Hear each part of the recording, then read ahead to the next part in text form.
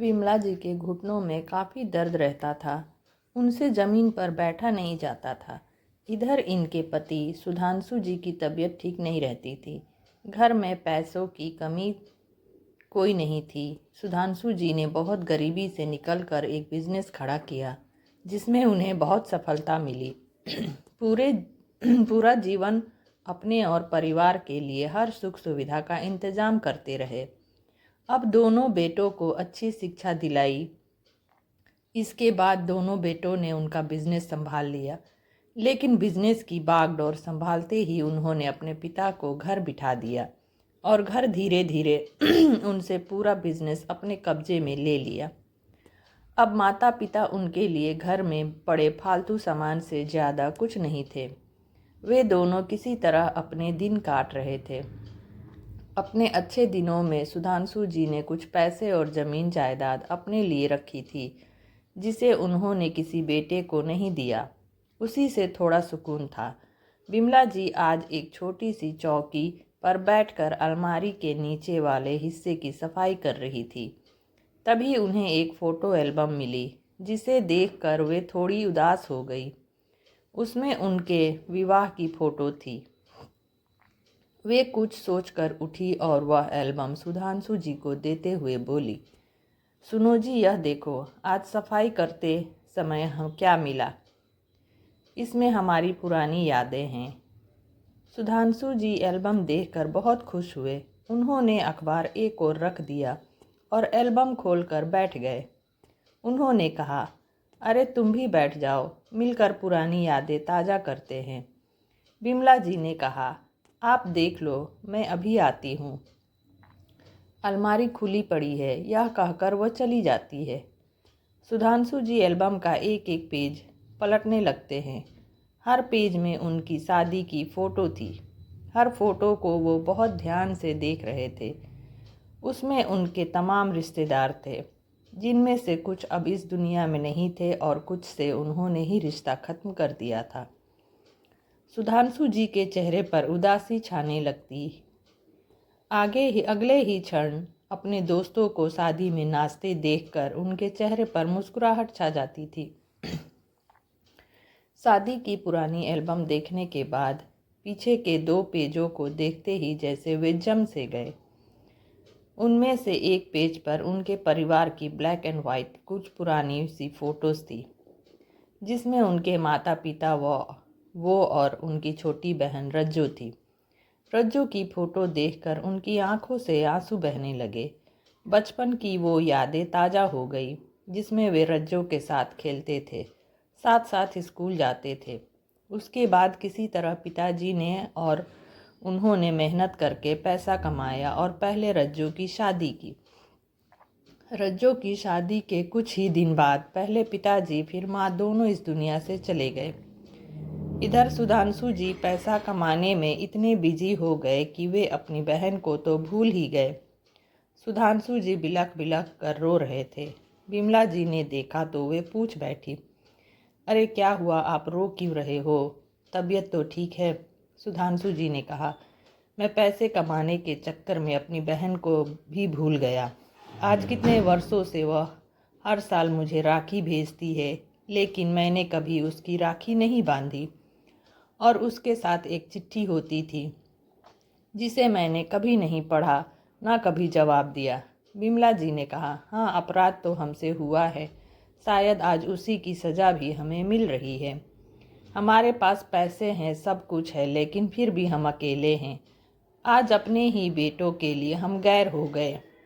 हमें उनके बर्ताव से कितना बुरा लग रहा है। ऐसे ही रज्जो को हमारी नफ़रत का कितना बुरा लगा होगा, यह आज समझ आ रहा है। लेकिन छोटी होते हुए भी उसने अपना फ़र्ज हमेशा निभाया, समय पर राखी भेजी, लेकिन हमने कभी उसका हाल जानने की कोशिश नहीं की। सुधांशु जी ने उसकी फ़ोटो पर हाथ फेरते हुए कहा, पैसे के घमंड में मैंने इसका बहुत दिल दुखाया था। याद है मेरी शादी पर जो तोहफ़ा लाई थी, वह मैंने वापस कर दिया कि इतना घटिया तोहफ़ा हम नहीं ले सकते, जबकि मुझे पता था कि उसकी आर्थिक स्थिति सही नहीं है। लेकिन पैसे के घमंड से मेरे मन में यह बात घर कर गई थी कि मुझे किसी की ज़रूरत नहीं है। मेरे अपमान से आहत होकर वह चली गई और आज तक दोबारा मुझसे मिलने नहीं आई। मैं तो नई नई थी, इसलिए आपकी बात काट नहीं सकती, लेकिन बुरा तो मुझे भी लगा था। इस घर में सबसे पहले उन्होंने ही मेरा स्वागत किया था। आपने तो कभी उनकी राखी नहीं बांधी, लेकिन मैंने उनकी हर राखी को संभाल कर रखा है। सुधांशु जी ने कहा, विमला एक काम करो, रक्षाबंधन आने वाला है। इस बार हम दोनों रज्जो के घर चलते हैं, उसे सरप्राइज़ देते हैं। मेरी छोटी बहन मुझे ज़रूर माफ़ कर देगी। विमला जी ने खुश होते हुए कहा, हाँ यह ठीक है, लेकिन राखी वाले दिन नहीं, उससे 2 दिन पहले चलेंगे। पता नहीं उनकी स्थिति कैसी है। मैं उनके लिए घर का सामान और उपहार ले चलूँगी और हम उन्हें कुछ पैसे भी दे आएंगे। सुधांशु जी ने कहा, हाँ ठीक है, राखी के उपहार को वह मना भी नहीं करेगी। आखिर एक भाई का हक होता है। रक्षाबंधन से 2 दिन पहले दोनों अपनी कार से रज्जो के घर पहुंच जाते हैं। कार से उतरकर सुधांशु जी देखते हैं वही पुराना घर है जिसे कुछ मरम्मत करके नया जैसा बनाने की कोशिश की है। घर के बाहर बरामदे में रमेश जी अखबार पढ़ रहे थे। घर के बाहर हर कार रुकने से वह बाहर देखने आए। सुधांशु जी ने उन्हें देखा। पहले तो वे पहचान न सके, कई साल बाद देखा था। सिर के बाल पक चुके थे, चेहरे पर गड्ढे हो गए थे, बहुत कमज़ोर से लग रहे थे। उन्हें पहचानने के बाद सुधांशु जी ने कहा, क्या हुआ, आपने हमें पहचाना नहीं? मैं रज्जो का भाई। यह सुनकर रमेश जी जैसे नींद से जागे। उन्होंने कहा, अरे भाई साहब, आपके आने की उम्मीद नहीं थी, इसलिए पहचानने में समय लग गया। रमेश जी बहुत खुश हुए, उन्हें बरामदे में ले जाकर बिठाया। अपने बड़े लड़के को आवाज़ दी, बेटा मोहित, देखो तुम्हारे मामा जी आए हैं, पानी लेकर आओ। कुछ देर में मोहित 2 गिलास में पानी लेकर आया। विमला और सुधांशु जी पानी पी रहे थे। सुधांशु जी की नज़रें रज्जो को ढूंढ रही थी। अब तक तो उसे खबर मिल गई होगी, वह हमसे मिलने क्यों नहीं आई? क्या अभी तक नाराज़ है? कुछ देर में चाय नाश्ता भी आ गया। अब सुधांशु जी के सब्र का बांध टूट गया। उन्होंने पूछ ही लिया, रज्जो कहाँ है? क्या कहीं बाहर गई है? रमेश जी ने कहा, आप चाय पीजिए, वैसे राखी तो आपको मिल गई होगी। सुधांशु जी ने कहा, हाँ राखी तो मिल गई, लेकिन मैंने सोचा इस बार रज्जो से खुद राखी बंधवाऊंगा, इसलिए चले आए। रमेश जी ने कहा, आप चाय पीजिए, फिर बातें करेंगे। सुधांशु जी ने कहा, नहीं, पहले मैं रज्जो से मिलूँगा, मुझे उससे अपने बर्ताव के लिए माफ़ी मांगनी है, बाद में चाय पियेंगे। रमेश जी ने कहा, चलिए अंदर चलते हैं। सुधांशु जी जैसे ही अंदर गए, सामने दीवार पर रज्जो की तस्वीर जिस पर माला लगी थी देखकर स्थिर हो गए। विमला जी फूट फूट कर रोने लगी। सुधांशु जी बोले, यह कैसे हो गया? मेरी बहन कहाँ चली गई?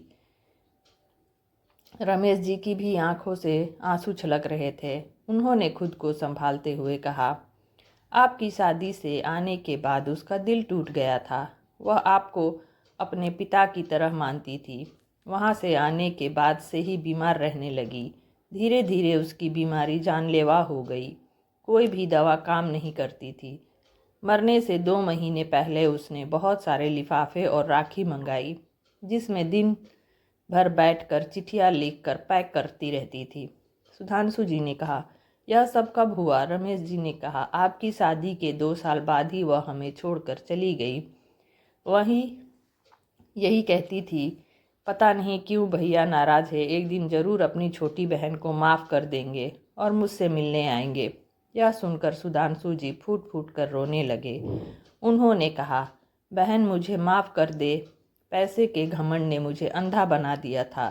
रमेश जी ने कहा, अपनी आखिरी इच्छा के रूप में उसने मुझसे कहा कि हर साल भैया को राखी भेजते रहना, इसलिए मैं तब से राखी भेज रहा हूँ। अब आप आ गए हैं तो बची हुई राखी के लिफाफे ले जाइए। सुधांशु जी और बिमला जी का मन उचट गया था। दोनों उसी समय वहाँ से चल दिए। पछतावे ने उनके पैरों को भारी कर दिया था। तो दोस्तों, यह कहानी कैसी लगी आपको, अच्छी लगी हो तो लाइक शेयर और सब्सक्राइब करना ना भूलें। मिलते हैं कुछ और अच्छी अच्छी कहानियों के साथ नेक्स्ट वीडियो में।